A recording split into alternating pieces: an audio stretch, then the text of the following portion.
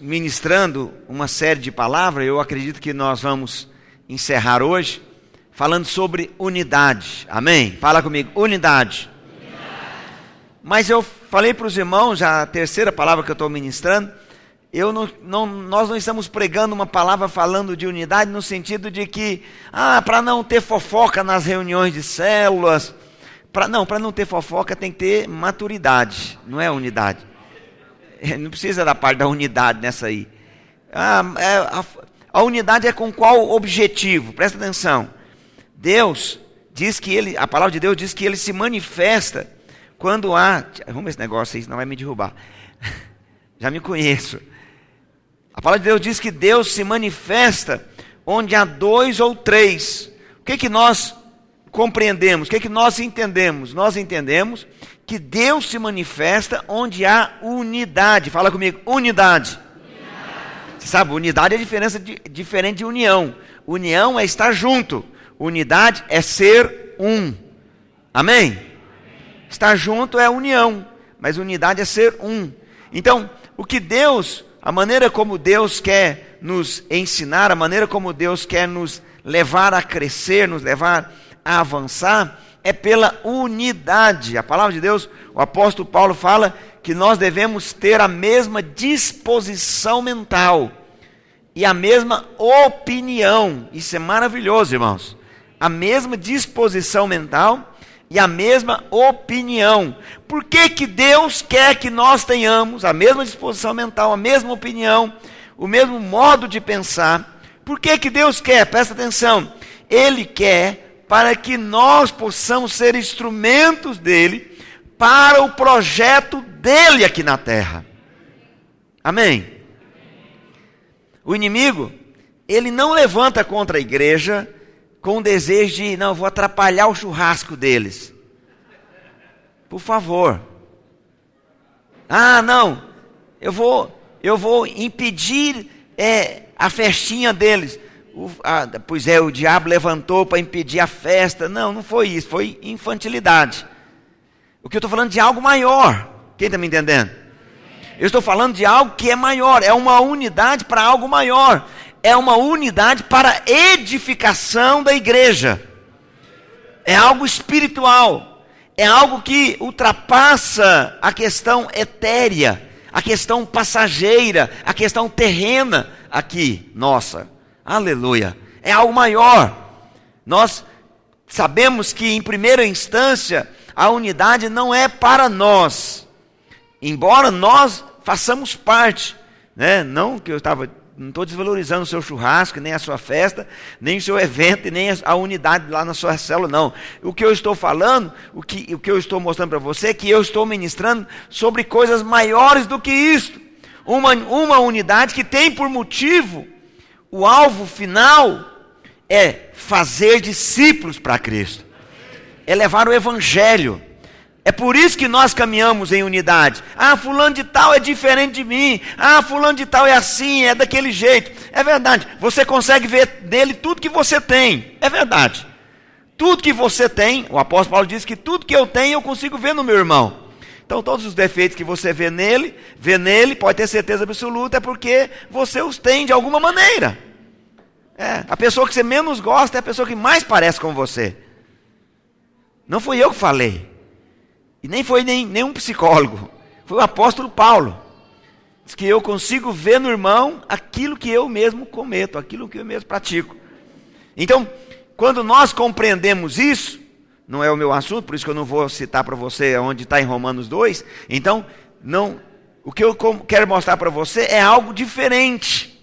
É aquilo que Deus está falando, quando Deus fala que Ele nos reconciliou e nos fez ministros da reconciliação. Então, diante disso, nós podemos compreender que nós temos uma função sacerdotal. Aleluia. Vou contar um negócio para você. Você tem uma função aqui na terra. Você é reconciliador de homens com Deus. A palavra de Deus diz que Deus te deu uma autoridade. Te deu autoridade sobre os demônios, sobre as enfermidades, sobre as línguas. Ele diz que você vai falar em outras línguas. Te deu autoridade sobre os venenos, né? Que ele fala do mineral.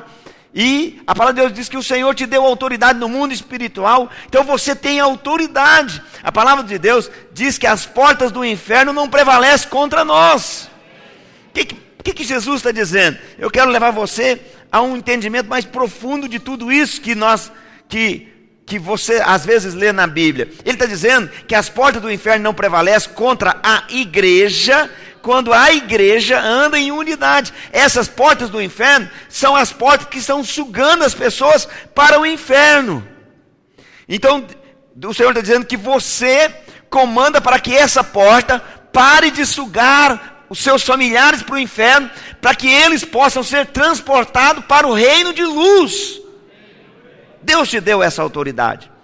Mas o inimigo, ele entra aqui para tentar impedir a unidade de propósito, impedir a unidade do chamado de Deus. Nós temos consciência disso, que nós fomos comissionados. Você não escolheu Jesus, foi Jesus quem escolheu você. Você não foi atrás de alguma coisa, você não foi escolhido, né? O seu Abílio lá, eu esqueci o nome dele, o Zefrínio, é um negócio assim o nome dele. Ele diz que ninguém escolhe o Botafogo é que escolhe. Pois é, ele está falando de coisas espirituais. Você não escolhe o Senhor, foi o Senhor que escolheu você. Foi Deus quem escolheu você. Antes da fundação do mundo, Ele olhou e viu você, e Ele escolheu você. Agora presta atenção, você não, eu não sei se eu fui escolhido, eu não sei se eu tenho um chamado, eu não sei se eu sou um ministro de Deus. Não, você Ele te chamou para isso. Quem está me entendendo? E Ele colocou você lá no seu trabalho para que você possa ser um instrumento dEle lá. E Ele diz que é para que você trabalhe como estivesse fazendo ao Senhor. Porque tudo que você está fazendo, você está levando a palavra de Deus, a vida de Deus. Alguém vai olhar e vai dizer, eu quero trabalhar como esse fulano aqui. Porque ele tem uma alegria diferente, ele tem uma disposição diferente. Ele é o primeiro a chegar, o último a sair. Ele não rouba do patrão o direito, as horas. Ele é correto. Aí fala para ele e ele fala, ué, mas para mim é normal, não tem diferença. O errado seria eu estar fazendo o contrário. Então, esse é o chamado de Deus. Então, a palavra de Deus mostra de forma muito clara que nós fomos comissionados, chamados para levar as boas novas. Qual é a boas novas? Deus fez paz com os homens por meio de Cristo Jesus. Isso não depende de nós. Não depende da nossa obra, não depende de ser bonzinho, não é isso, depende daquilo que Cristo fez, e Ele nos deu, e Ele nos chamou para isso, amém, queridos? Alguém me perguntou essa semana, então eu vou falar algo, responder a pergunta que alguém fez, e vou falar algo para você. Eu não sei de onde as pessoas tirou a ideia de que Deus está com raiva dos seres humanos. Não, pastor, dos filhos dele. Com os filhos dele ele não está irado, mas com o mundo, as pessoas do mundo, ele está irado. Onde na Bíblia que você viu isso? Só se você escrever na capa da Bíblia. João 3,16 diz que Deus ama todas as pessoas. Todos. O que eu disse? Todos. Pastor, o senhor nunca leu na Bíblia? Já li na Bíblia. Não, lá está escrito que nós éramos inimigos de Deus. Sim, é verdade, concordo com você, mas não diz que Deus era inimigo nosso. Diz que nós éramos inimigos dele. Mas a palavra de Deus diz que mesmo nós sendo inimigos dele, ele nos deu o pão molhado no vinho, dizendo, eu amo você, filho.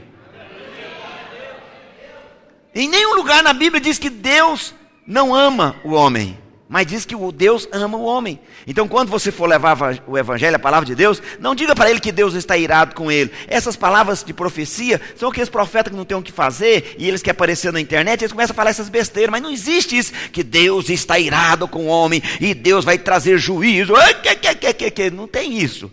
Deus ama o homem.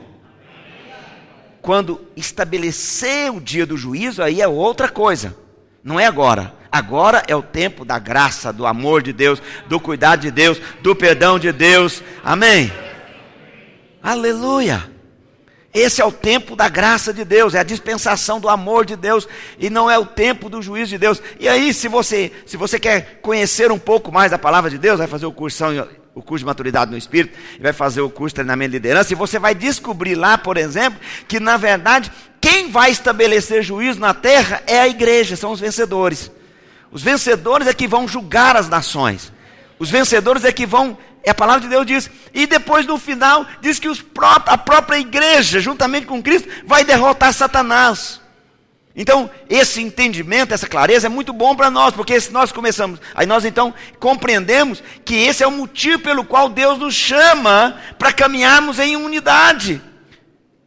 Mas presta atenção, tem muitas pessoas lá na sua família que Deus quer salvar. Glória a Deus. Mas você acha que o inimigo não vai se posicionar contra isso? Vai. Ele vai querer atrapalhar. Mas pode ficar tranquilo, porque a palavra de Deus diz que maior é o que é conosco do que aquele que é contra nós. Glória a Deus. Fique tranquilo. Maior é aquele que está contigo do que aquele que é contra você. E ainda que um exército se levantar contra você e se acampar contra você naquela noite, a palavra de Deus diz que no outro dia você vai levantar e vai ver os corpos esparramados pelo deserto, porque o Senhor é a sua força, Ele é o seu protetor, amém, querido? Mas há uma oposição maligna para que você e eu não levemos esta palavra. Por isso que vem as picuinhas, aquelas picuinhas na célula, aquelas picuinhas na liderança, vem os enganos, as mentiras, os espíritos malignos, os sopros malignos na mente da gente, porque na verdade, presta atenção, eles não querem, não é criar um problema entre eu e você somente, entre você e os irmãos. Esse inimigo não quer que a sua família seja salva.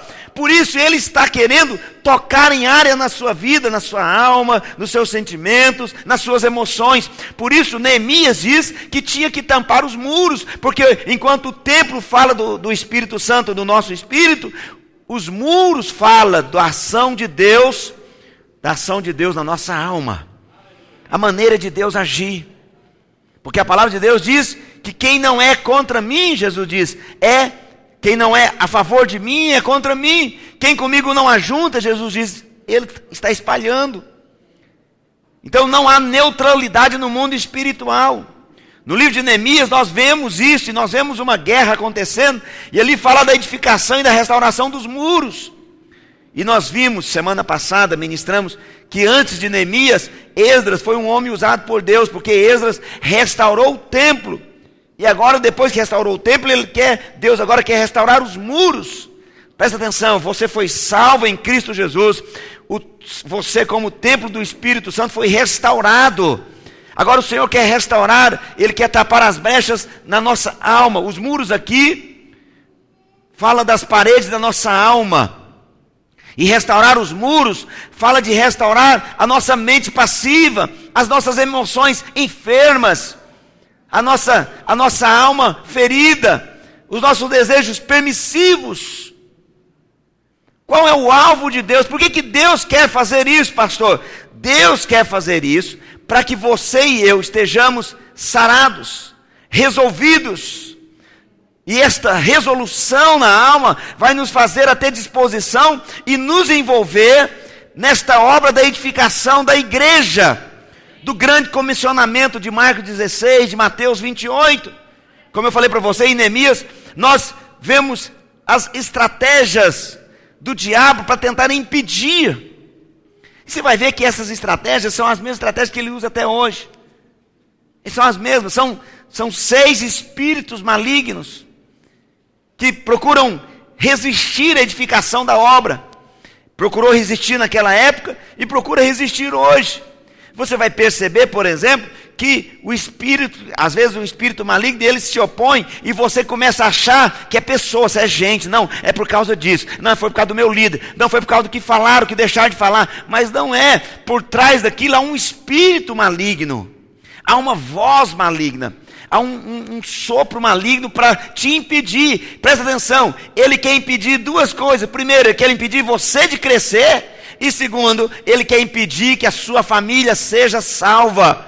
Mas a palavra de Deus garante, maior é o que está em nós do que aquele que é contra nós. Aleluia. Lá em Samaria, havia um homem chamado Sambalate. Esse homem era um vaso do diabo e ele é uma representatividade do diabo e da ação do diabo contra a igreja. E Neemias era o copeiro do rei, e ele pede ao rei, pede a permissão, o rei dá permissão para ele vai para Jerusalém para restaurar os muros da cidade. Naquela época as cidades eram cercadas por muros grandes, altos, e muro quer dizer defesa, proteção. Neemias foi lá restaurar os muros, e quando ele chega em Jerusalém, Neemias se depara com o enviado do diabo. E esse enviado do diabo, que é Sambalá, ele mostra ou simboliza para nós hoje a resistência, a oposição espiritual. Não sei se você sabe disso, Satanás significa adversário, opositor. O diabo, ele é responsável por toda a oposição maligna a nós como igreja. Mas a palavra de Deus diz em João 4,4: maior é o que está em mim do que aquele que é contra mim. Aleluia. Pastor, quais são esses 6 espíritos contrários à unidade da igreja? Eu falei para vocês, são 6 espíritos, são 6 estratégias do diabo, são 6 demônios que estão se opondo. E esses demônios que se opuseram a Neemias são os mesmos demônios que se opõem a nós. Presta atenção, irmãos, eles se opõem a nós porque ele não quer que você leve a palavra de Deus aos seus familiares. A palavra de Deus diz: eu e minha casa serviremos ao Senhor. Aí ele vem com uma estratégia para que esta verdade não se cumpra na sua vida, não seja estabelecida. Por isso você e eu precisamos de compreender isso que nós estamos falando aqui. Você precisa de ter isso por revelação. Falei na semana passada sobre 2 ações demoníacas, sobre as 2 primeiras objeções. Em Neemias 4, no verso 2, diz assim: quem são estes judeus fracos? Permitisse-lhe-á isto, restaurar os muros, sacrificarão, darão cabo de uma obra, dessa obra num só dia. Essa é a primeira estratégia do inimigo. O que é essa estratégia? É um espírito de escárnio, de zombaria, de crítica, de menosprezo. Olha o que Sambalá está fazendo. E isso acontece comigo e com você. Quando você começa a investir na obra de Deus, logo vem voz de pessoas que começam a dizer que você não é capaz. Quem é você para fazer isso? Quem é você para ser crente agora? Quem é você para servir a Deus? Ah, você está brincando, você quer liderar uma célula? Ah, você quer multiplicar uma célula? A ação dele é uma zombaria. Cuidado, querido. Cuidado com essas pessoas. Cuidado com a ação do diabo.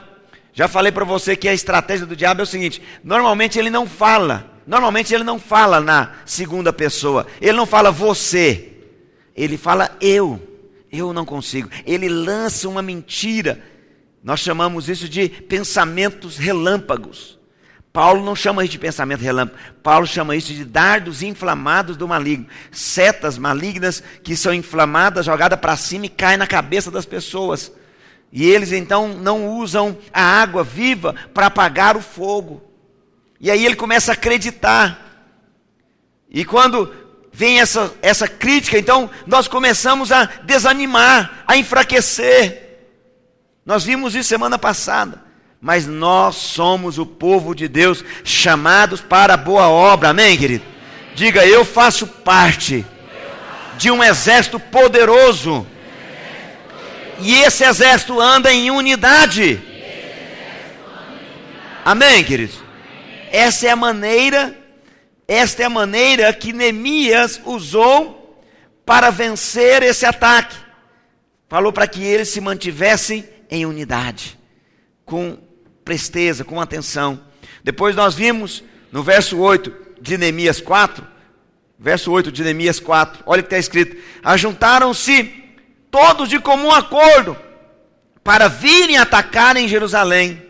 Mas é interessante, e eles vieram para fazer o quê? Para suscitar confusão ali. Confusão. Esse é o segundo inimigo.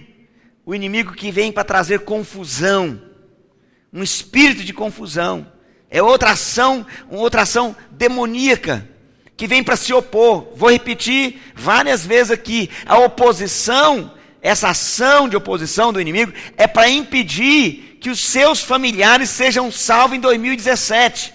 Por isso que ele quer levar você a desistir. Porque se ele desiste, alguém lá perto, lá na sua casa, alguém perto de você, algum familiar, alguém do seu trabalho vai dizer: poxa vida, eu estava quase indo já, agora fulano de tal desistiu. É porque, por isso que eu estou dizendo para você, porque vale a pena você abrir mão do seu conceito, do seu individualismo, daquilo que você acha, daquilo que você pensa, para que você possa ver a sua família conhecer a Cristo. Para que você possa ver eles conhecerem a Deus como você conhece. Por isso vem esse espírito de confusão, para tirar o foco.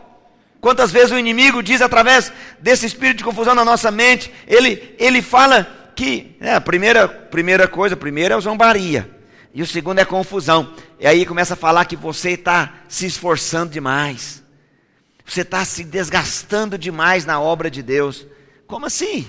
O que é desgastar demais na obra de Deus? Você está se doando demais. Você viu a dona Terezinha, ela doou a vida dela, toda a vida dela, aquilo ali era toda a vida dela.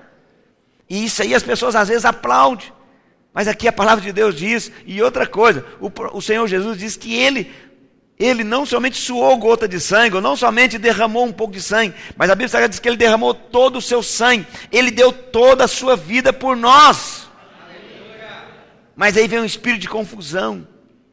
O espírito de confusão para impedir que você seja um instrumento de Deus, impedir que você lidere, impedir que você esteja comprometido, que você esteja posicionado. A palavra de Deus diz, aqui no livro de Neemias, lá nos últimos capítulos, fala que a alegria do Senhor é a minha força. Ou seja, o meu ânimo, a minha motivação, o meu posicionamento em Deus é quando eu percebo: Deus está salvando vidas, e assim como Deus me salvou, outras pessoas vão ser alcançadas. Mas o espírito de confusão vem para trazer uma apatia no nosso espírito a respeito disso. E aí nós deixamos de cumprir o chamado, de evangelizarmos, de levarmos a palavra de Deus. Essa oposição maligna da confusão, ela vem para quebrar a unidade. E aí leva as pessoas a dizer: não, eu não gosto muito de fulano de tal quando ele prega. Eu não gosto muito de fulano de tal. E o senhor pastor? Eu gosto da palavra de Deus. Seja João, Maria, Teresa, eu gosto da palavra de Deus. É a palavra de Deus. Isso é espírito maligno que falou na sua mente, dizendo: não, só quando for aquele pastor bonito. Você nunca vai ouvir aqui. Aí, você não vai vir então nunca aqui. Não, só quando for o pastor tal. Irmão, não, isso é mentira do diabo. Qual a diferença? É a palavra de Deus pregada. É a palavra de Deus. Não, pastor, mas tem que ter conhecimento. Pois é, Jesus disse que ele aprendia com os pássaros. Que teologia que os pássaros fizeram, meu filho? Jesus disse que aprendia com os lírios do campo. Eu nunca vi lírios do campo sentados em seminário de teologia, por favor. Ou cheio do Espírito Santo e derramando cheio do Espírito Santo. Jesus disse que aprendia com as crianças. Quem somos nós? Olha o espírito de confusão, o que ele faz? Ele quer que você seja partidário. Aí quando você é partidário, você não anda em unidade, porque você não concorda daquele outro. Quando você não anda em unidade, aí você não consegue ver a manifestação da glória de Deus na sua casa, porque a palavra de Deus tem que haver unidade. Onde tiver 2 ou 3 com o mesmo coração, com a mesma disposição, com o mesmo desejo. Alguém pode me entender isso? Olha, a ação do diabo. Você estava achando que era só uma questão de um gosto pessoal seu, mas é uma ação do diabo tentando impedir a sua célula de multiplicar. Diga: no nome de Jesus. Espírito de confusão, some da minha vida, da minha célula. Amém, querido? Glória a Deus. Aleluia. Depois é interessante, o terceiro espírito que vem para tentar se opor, está lá em Neemias 4, verso 11. Olha lá, Neemias 4, verso 11. Disseram, porém, os nossos inimigos: nada saberão disto, nem verão, até que entremos no meio deles e os matemos, assim faremos cessar a obra. Olha, eles estão dizendo, é muito corajoso, estão dizendo que vão matar o povo. Eles estão dizendo que vão matar o povo. Matar como, meu filho? Como que vocês vão matar se vocês não têm o Jeová, o nosso general, o general que protege? Como que vocês vão matar? É falácia, é mentira. Olha, isso é espírito de intimidação, espírito de medo. Quando o inimigo percebe, presta atenção, que ele não pode impedir a realização da obra de Deus, ele projeta nos tirar do caminho. Mas eu vou repetir mais uma vez, maior é o que está em mim do que aquele que é contra mim. Aleluia! Não tenha medo, querido, de retaliação do diabo. Ah, pastor, é porque eu comecei, o diabo ficou furioso. Eles não tinham falado para você? Ele já está furioso desde o dia que Deus o amarrou e jogou na terra. Jogou, ele caiu de cabeça e machucou a cabeça. E ele está com a cabeça doendo desde aquele dia. E quando começou a melhorar a dor de cabeça, que ele tomou muito Doril, o Senhor Jesus pisou na cabeça dele. Aleluia. Meu filho, pastor, mas é perigoso mexer com coisas espirituais, e o diabo, meu filho, o outro dia eu estava conversando com o irmão, eu fui com muito cuidado, porque a mente dele estava tão estava crentando, ele disse que algumas coisas ele não orava em voz alta, para o diabo não ouvir e atrapalhar. Eu falei, ele sofre demais. Porque na verdade, presta atenção, eu vou te ensinar. É porque você acha bonito, as pessoas acham bonito. Não, pois é, espiritual demais. Meu filho, não foi assim que Jesus fez. E outra coisa, se eu não oro com voz alta, porque eu estou com medo do diabo estar ouvindo, eu estou dizendo que o diabo é mais forte do que meu Deus. Por isso que eu vou orar, porque Deus não vai dar conta de proteger. Por favor, querido, eu quero que o diabo saiba, eu e minha casa servimos ao Senhor. Eu quero que o diabo saiba, nós estamos plantando uma grande igreja nesta cidade. Estamos esparramando os nossos ramos. Por que o senhor quer, pastor? Que ele saiba? Eu quero que ele saiba pelo seguinte, quando chegar lá, fala, não, eu já sabia, eu já tinha declarado isso. Eu sabia que ele ia chegar aqui e ia pisar na minha cabeça. Não tem, irmãos.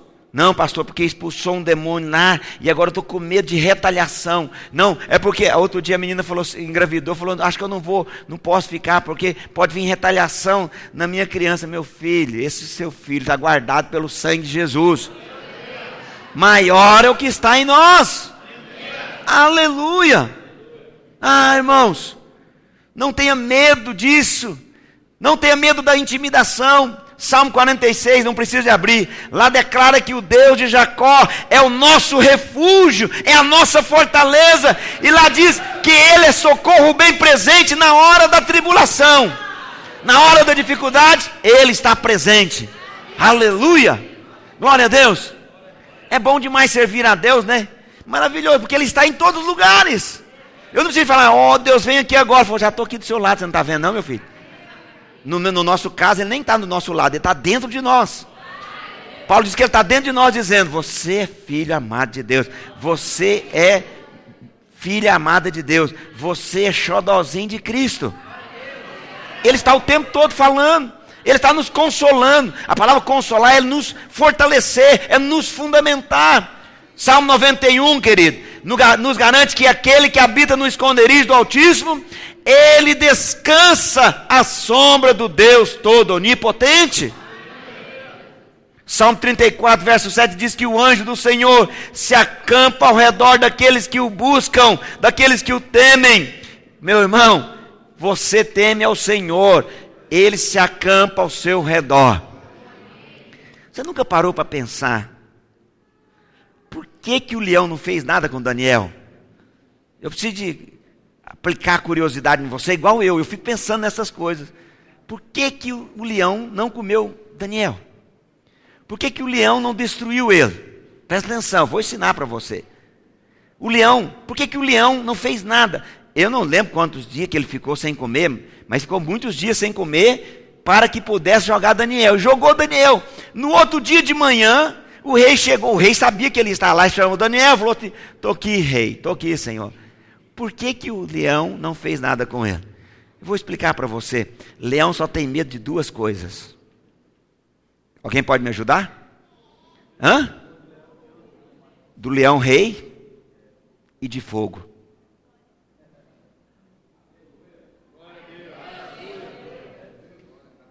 Você sabe por que não aconteceu nada?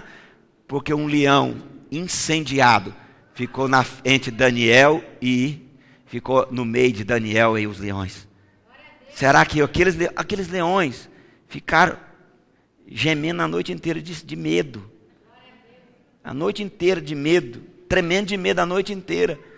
Entendeu? Com a noite inteira, porque o leão da tribo de Judá se manifestou lá no meio e ficou lá. Como é que o senhor sabe disso? Meu filho, presta atenção. Ele não estava lá na fornalha. Ele saiu da fornalha e foi lá para a caverna. Como é que ele estava lá na fornalha? Incendiado. Ele saiu da fornalha no mesmo livro de Daniel. E ele vai para a caverna. Esse Senhor, irmão, maior é o que está em você. Não fique preocupado, isso é espírito de intimidação, é espírito de mentira. Eu gosto de terminar, quando eu falo essas coisas, eu gosto de terminar pegando a Bíblia Sagrada e lendo para você quantas pessoas Golias matou. Você já leu quantas pessoas Golias já matou? Quantas pessoas Golias matou? Ele só tem intimidação. Golias não matou ninguém. E se matou, Deus fez questão de esconder. Eu acredito que Golias tinha medo até de barata.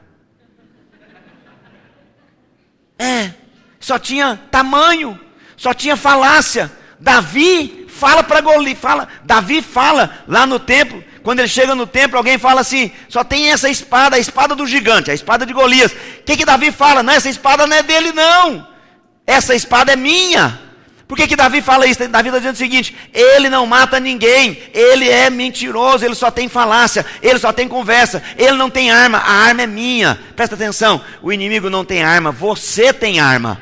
Você tem a espada do Espírito para declarar contra toda intimidação, todo medo, declarar que você e sua casa vai servir ao Senhor. As ameaças vão vir, é certo, e isso é a estratégia dele. Mas todo projeto satânico vai cair por terra e você vai sair vitorioso. Nós como igreja sairemos fortalecidos, firmados na direção do Espírito Santo. Aleluia!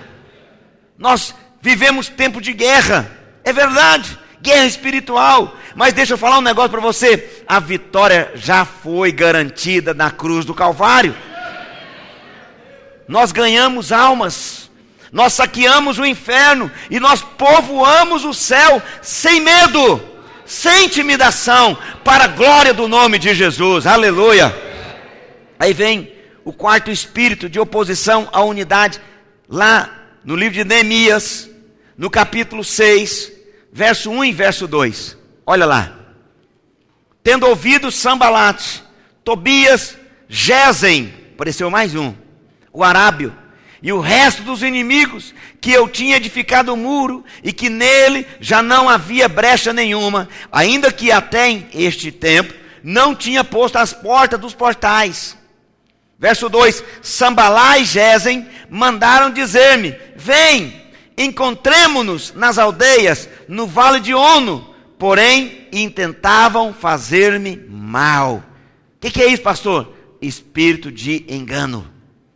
Espírito de engano. Parece uma tentativa de aproximação, de aliança, de amizade, de trégua, mas é um espírito de engano. O alvo final é que a obra seja parada. Não existe trégua, meu filho. Não existe trégua para a salvação de vidas, para a salvação de alma. Aí vem alguém dizer: pastor, eu tenho algumas coisas que eu não entendo. Olha o olha a ação de engano do diabo. Olha a sutileza. Esses dias alguém falou isso para mim: pastor, se cada crente é um sacerdote, como a palavra de Deus diz, é verdade, a palavra de Deus diz, então por que o pastor manda na gente? Por que o líder manda na gente? Primeira coisa, você está vendo errado o que está acontecendo. O líder não é maior que o liderado.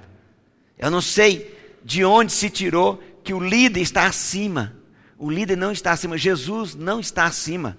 Jesus, a palavra de Deus diz que Ele é o alicerce, Ele é a base de tudo.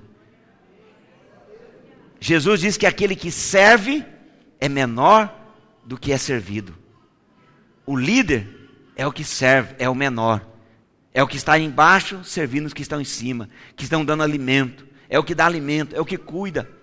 Então há uma ação, uma mentira do diabo. E aí diz, pois é, por isso que eu nem vou mais no culto. Agora surgiu essa conversa. Não vou mais no culto, eu fico em casa. Porque cada crente é um sacerdote, cada crente é um ministro. Pois é, mas a mesma palavra que diz que cada crente é um sacerdote, cada crente é um ministro, ela diz que existe uma ordenação de autoridade na vida da igreja.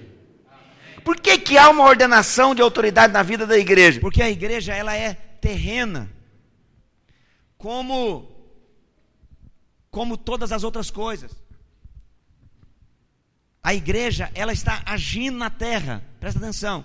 É diferente a igreja, é verdade, porque a igreja ela está na terra, mas assentada nas regiões celestiais, no livro de Efésios fala. Mas a igreja ainda está na terra. Eu não sei se você já parou para pensar, mas, por exemplo, na casa, na família, existe uma ordenação. Qual é a ordenação? O pai e a mãe são os líderes.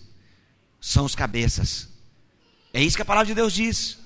Na escola há uma ordenação. O professor, os diretores, os funcionários, aquelas pessoas que trabalham ali, os coordenadores, são liderança. É uma ordenação. No trânsito há uma ordenação. Acho muito interessante. O meu irmão, ele é oficial da polícia.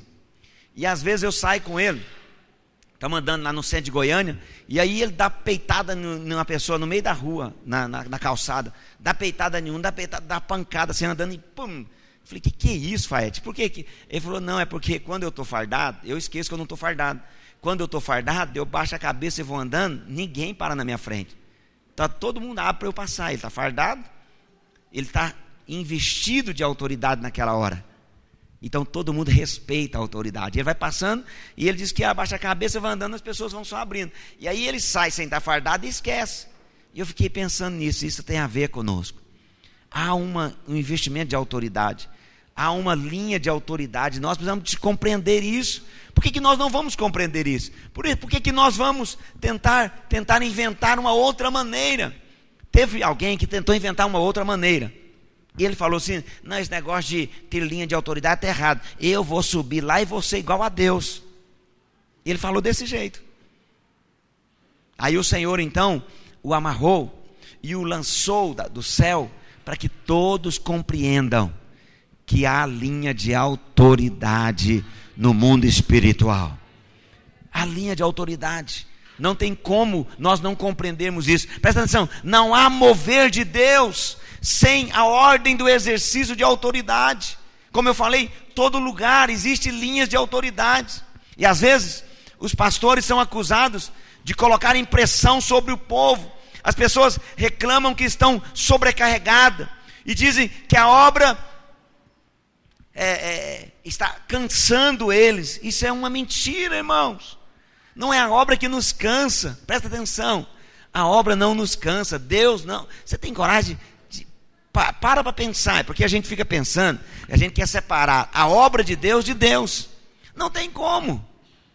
Como que eu vou dizer que a obra de Deus está me cansando? Eu estou dizendo que Deus está me cansando? Não, mas é a obra de Deus. Pois é, mas qual é a obra de Deus? A obra de Deus é Cristo em nós. É engano do diabo, é sofisma, é ataque do diabo, é mentira dele tentando, nos enganar, tentando tirar de nós.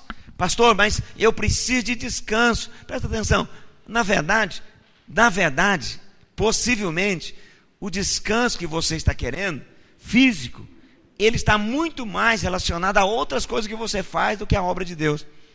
Se você parar para pensar, a obra de Deus te descansa. Você sente alegria, você sente prazer, você sabe que vidas estão sendo salvas, sabe que vidas estão sendo restauradas. Isso nos descansa. Pastor, mas eu quero descansar, então eu vou pegar o que a palavra de Deus diz que o nosso descanso é no Senhor. O nosso descanso é no Senhor.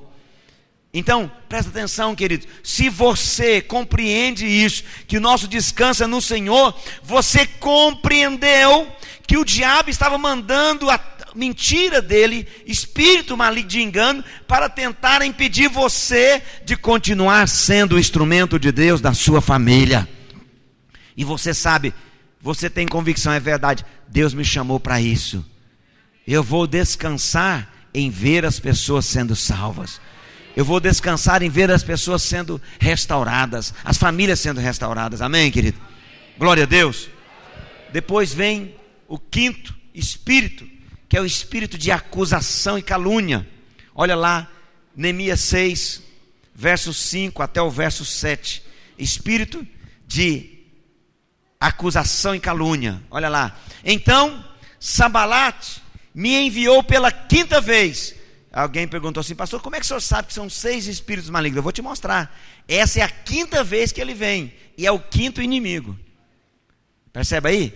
Então ele vem a quinta vez, enviou quinta vez o seu moço, o qual trazia na mão uma carta aberta, do teor seguinte: entre a gente se ouviu e dizem que tu e os judeus intentais revoltar-vos, por isso reedificas o muro, e segundo se diz, queres ser o rei deles, e pusestes profetas para falarem ao teu respeito em Jerusalém, dizendo: este é o rei em Judá. Ora, o rei ouvirá isso.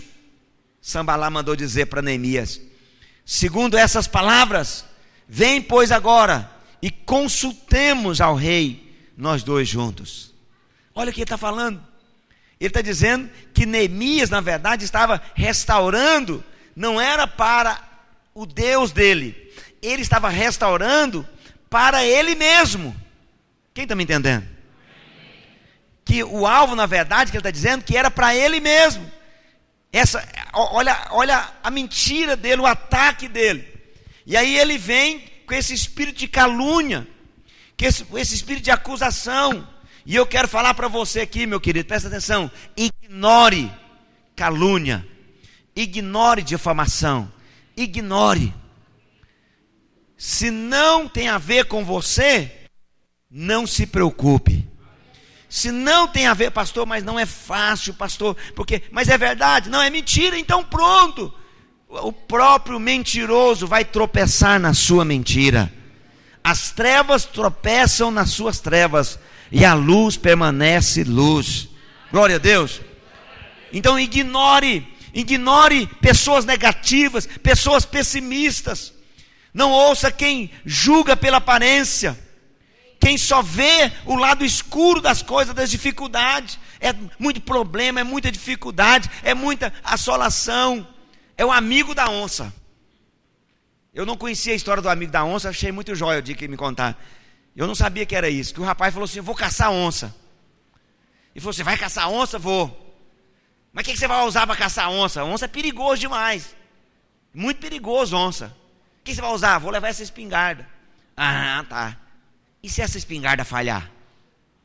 Na hora lá não saiu tiro. Ele falou: eu tiro o revólver e atiro nela com o revólver. Tudo bem. Mas e se o revólver falhar? Eu corro e subo na árvore. Fui, se não tiver árvore lá, ele falou assim: você é amigo meu ou da onça? Ele estava doidinho para a onça comer ele. Tem muitas pessoas que são assim. Pastor, o que o senhor fala de ignorar pessoas pessimistas e negativas? Presta atenção, eu não estou mandando você não ser amigo dele, não. Eu estou falando para você, te ensinando o seguinte: presta atenção, você influencia sobre ele, não ele sobre você. É você quem fala na vida dele. É você que é instrumento de Deus. É você que dá a última palavra. É você que ora. É você que crê. É você que puxa ele para cima. E não ele puxar você para baixo. É você que edifica ele. É você que constrói. Quem está me entendendo? Pessoa com espírito de acusação, de calúnia. Irmão, presta atenção. Eles precisam ser libertos. Isso é um espírito maligno. Isso é um espírito maligno. Por que ele calunia? Irmãos, presta atenção. Ele não quer ficar sozinho, então ele está querendo inventar que você está fazendo o que ele está fazendo, para que então ele possa dizer: está vendo, não estou sozinho lá, tem gente fazendo também. Por isso ele é dessa maneira. Ande com pessoas sábias e você vai ser sábio.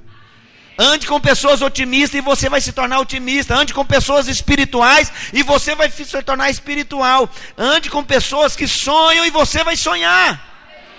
Aleluia. Ande com pessoas resignadas, trabalhadoras, pessoas que buscam a Deus e você vai aprender a buscar a Deus. Uau! Mas é incrível como parece que vira imã, parece que o rebelde acha o outro. Fala, pois é, eu concordo com você, grudou. Eu concordo com você, eu acho que está errado mesmo. O jeito dele falar, o jeito dele pregar, o jeito do meu líder, o jeito... Não, eu não ia falar não, mas já que você falou isso, e tem mais isso ainda. Oh. Ande com pessoas sábias, meu querido. Ande com pessoas tementes a Deus, e você vai também temer a Deus. Ande com pessoas que tenham interesse de coração em servir a Deus. Dê ouvidos a este tipo de pessoas, a esse staff de pessoas, e você vai ver que o espírito de acusação, de calúnia, vai perder a força, não vai ter lugar de destruir unidade na sua vida, no seu coração, na sua célula, porque ele vai saber, existe um povo ali com um coração inteiro para Deus. Por fim, o sexto e último espírito de oposição à edificação da obra de Deus é muito sutil. Apocalipse fala sobre ele. É a falsa palavra de Deus. É a palavra de Deus falsa. Neemias 6, verso 10 a seguir. É o espírito de falsa palavra de Deus. Tendo eu ido à casa de Semaias, filho de Delaias, filho de Metabel, que estava encarcerado, encerrado, disse ele, vamos juntamente à casa de Deus, dizendo para Neemias. Neemias não era sacerdote, só podia entrar na casa de Deus quem era sacerdote. E ele está dizendo, vamos à casa de Deus, ao meio do templo, e fechemos as portas do templo, porque virão matar-te. Aliás, de noite virão matar-te. Porém eu disse, homem, como eu fugiria? E quem há como eu que entre no templo para que viva? De maneira nenhuma entrarei. Olha o que Neemias percebe. Então percebi que não era Deus quem o enviara. Tal profeta falou ele contra, tal profecia falou ele contra mim, porque Tobias e Sambalate o subornaram. Para isto o subornaram, para me atemorizar e para que eu assim viesse a proceder e a pecar, para que tivesse motivo de me infamar e me encher de vergonha. Olha, o que é que a palavra de Deus está mostrando para nós? São as falsas profecias, é a falsa palavra de Deus. Eu vou explicar isso para você compreender. São palavras que você ouve, que você acha que é Deus quem está falando com você, mas esta palavra, ela provoca medo em você, ela provoca desesperança, ela provoca pavor. Não é palavra de Deus. Palavra de Deus vem para exortar, edificar e consolar. Palavra de Deus vem para construir, para fortalecer, para fundamentar. Quem está me entendendo? Me lembro do pastor Luiz contar uma história há um tempo atrás, de alguém, há muito tempo atrás, alguém que chegou perto dele e disse que tinha uma palavra de Deus para ele. E então esse suposto profeta diz que Deus havia falado para ele, Deus falou para, supostamente o profeta disse que Deus havia mandado dizer para o pastor Luiz, para que ele parasse de ser orgulhoso, e parasse de ambicionar projetos grandiosos, parasse de ambicionar grandes igrejas, que ele tinha que ter um coração simples. Parece até bonito. E o Senhor disse que o que ele estava fazendo e o que aquela igreja estava fazendo, na verdade, não agradavam a ele. O pastor Luiz contou para nós que ele foi para casa, ouviu aquela palavra, a palavra de Deus diz que nós devemos julgar as profecias. Paulo diz que nós devemos julgar as profecias. Não é julgar os profetas, é julgar as profecias. E o pastor Luiz conta que ele foi para casa e foi orar. Aí ele falou, por que eu ganho vidas? Por que eu desejo ter grandes igrejas? Por quê? Eu estou pensando em alguma coisa para mim? Eu estou ambicionando alguma coisa? Eu tenho algum orgulho nisso, alguma soberba nisso? Tem alguma força minha, alguma inteligência minha nisso? Ele disse, não tem nada, nada. Aí ele levantou e disse, não foi Deus quem falou comigo, foi o espírito de Sambalá. Porque se naquela época ele tivesse dado ouvido a essa falsa palavra de Deus, nós não teríamos hoje mais de 1000 igrejas como nós temos. Se ele tivesse supostamente ouvido essa palavra, porque alguém usou até uma roupagem e fez uma palavra, sabe, presta atenção, irmãos, você tem que ter sabedoria. Eu não estou falando de uma profecia somente, mas qualquer palavra. Essa semana alguém perguntou, pastor, eu devo ouvir fulano de tal? Eu devo ouvir? Irmão, deixa eu falar um negócio. Nós como videira, nós temos graça de Deus. Você pode ouvir quem você quiser, mas eu digo para você, julgue os espíritos, julgue a profecia, veja que se aquilo está edificando você, se aquilo está trazendo edificação para a sua vida. Se não está trazendo edificação da sua vida, por que que você vai se expor a ouvir Sambalá? Por quê? Por que fazer isso? Por quê? Por que eu vou me arriscar? O pastor Luiz, ele ponderou, se for orgulho, crer que Deus fala comigo, então eu vou ser orgulhoso. Se for orgulho, crer que Deus realiza grandes coisas através de mim, que sou pequeno, então eu vou ser orgulhoso. Ele diz, se for orgulho acreditar que Deus quer fazer grandes obras ainda hoje, então aos olhos dessas pessoas eu vou ser orgulhoso. Tá? Se for orgulho, crer e trabalhar para treinar um exército de liderança, para tocar esta geração, para mudar a história dessa geração, para edificar uma igreja de vencedores, pastor Luiz disse, então todo mundo vai me ver como orgulhoso, porque eu vou fazer essa obra para Deus, eu vou fazer isso para Deus. Mas a palavra parecia ser uma coisa tão espiritual. Para você entender o que eu estou dizendo, quem chegou lá para entregar a profecia para ele, estava descalço, vestido de saco linhagem, porque ele disse que Deus tinha mandado ele ficar 40 dias jejuando, para lá entregar. Então você olha e fala, não, isso é Deus, não é, é alma, é ação do diabo, é espírito maligno, um espírito de falsa palavra de Deus. Presta atenção, querido, quero terminar falando isso para você. Os nossos sonhos são grandes, porque o nosso Deus é grande. Mas os nossos sonhos grandes em Deus fere as mentes pequenas dos incrédulos.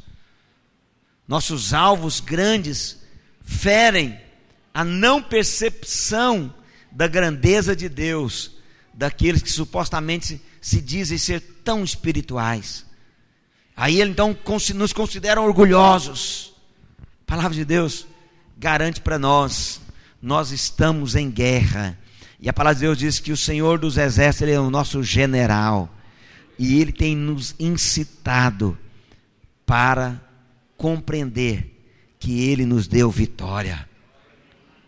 O espírito de ousadia, de intrepidez, de audácia, de coragem, de poder, de amor, de moderação, que vem da parte de Deus, Ele está sobre nós. O Espírito do Senhor Deus está sobre nós, pelo que Ele nos ungiu para fazer grandes obras. Por isso, meu irmão, todos esses espíritos que nós citamos anteriormente, esses espíritos demoníacos, da parte do inferno, a palavra de Deus diz que eles estão debaixo dos nossos pés. Quando os discípulos voltam, eles falam para Jesus, quando nós estávamos indo, nós vimos os demônios caírem. E o Senhor Jesus diz, pois é assim que eu vos dou autoridade, para pisar serpente e escorpiões. Aleluia. Meu irmão, é tempo de trabalho, é tempo de frutificação, é tempo de possuir a terra. Tem um negócio muito jóia no livro de Josué que eu gosto. Quando eles estão falando sobre possuir a terra, Então Josué e Caleb dão um grito e digam: eia! Subamos e possuamos a terra. Eu acho maravilhoso isso. É porque a gente não percebe que Josué não falou a palavra que eles tinham medo. Josué não disse subamos e conquistemos. Ele disse subamos e possuamos. No original fala possuir e não conquista. Por quê? Porque ele sabia que o Senhor já tinha dado aquela terra para eles. Ele sabia que o Senhor já tinha feito a obra. Presta atenção, querido. Não deixe que os espíritos de oposição à obra de Deus lhe segure. Não deixe que esses mentiras, esses enganos impeçam você. Por favor, querido, perceba, tenha clareza, luz em Deus, que você é livre em Cristo Jesus, e que você foi chamado, e você foi comissionado a fazer discípulos para o nosso Senhor Jesus Cristo. Aleluia. Eu quero fazer desse momento aqui um momento, sabe, em que você vai ter uma atitude de se dispor, de se entregar ao seu chamado. Onde você está, fique de pé, por favor. Aleluia. Oh, glória a Deus. Glória a Jesus. Aleluia. Às vezes o diabo faz tanto barulho. Falei para vocês sobre Golias. Golias era um duelista. E eles então diziam o seguinte: nos dá um duelista para vir guerrear com Golias. E ninguém tinha coragem de ir guerrear com Golias. Mas a palavra de Deus diz que um dia apareceu alguém chamado Davi. E a Bíblia Sagrada diz que nós somos a geração de Davi. Nós somos aqueles que restauraram o tabernáculo de Davi. Fazemos parte do tabernáculo restaurado de Davi. Nós somos da linhagem de Davi. Aleluia. E a palavra de Deus diz que o Senhor nos garante a vitória. Por isso aí onde você estiver, eu quero que você, numa atitude de entrega, numa atitude de reconhecimento, que maior é aquele que está em nós, que você habita no esconderijo do Altíssimo, que o Senhor é sua fortaleza, é a sua força. Ainda que você ande por um vale escuro como a sombra da morte, você não teme nada, porque o Senhor Deus está com você. Ele te sustenta, Ele te toma pela mão direita. A mão direita é a mão do Espírito, é a mão da fé, é a mão do nosso